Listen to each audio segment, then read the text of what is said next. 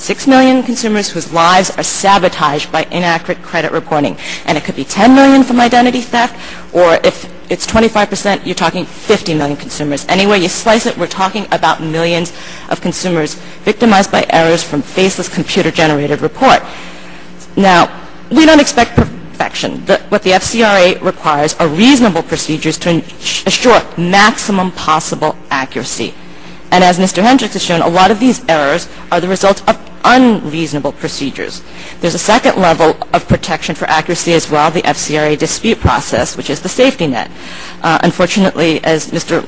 Leonard Bennett will speak to, that system is fundamentally flawed with its perfunctory investigations and its formalistic reduction of serious controversies into 2- or 3-digit codes. Now, Mr. Bennett is going to talk about what the flaws are in the reinvestigation process, and I'm going to give you the why. The first why is semantics, a disagreement over the meaning of the word accuracy.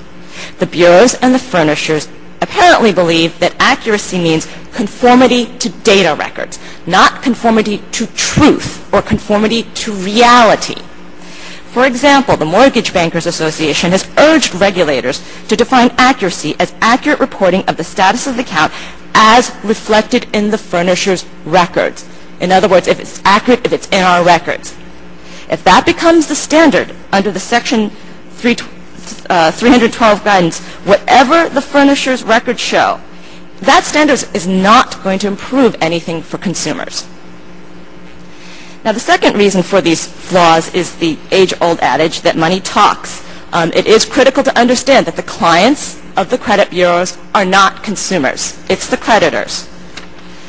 So there is little economic incentive to conduct accurate reinvestigations, good, thorough reinvestigations, because that would cost the industry real money, money spent primarily to benefit consumers, people who aren't their real customers. The only thing that will force the bureaus to fix their system is vigorous enforcement of the FCRA.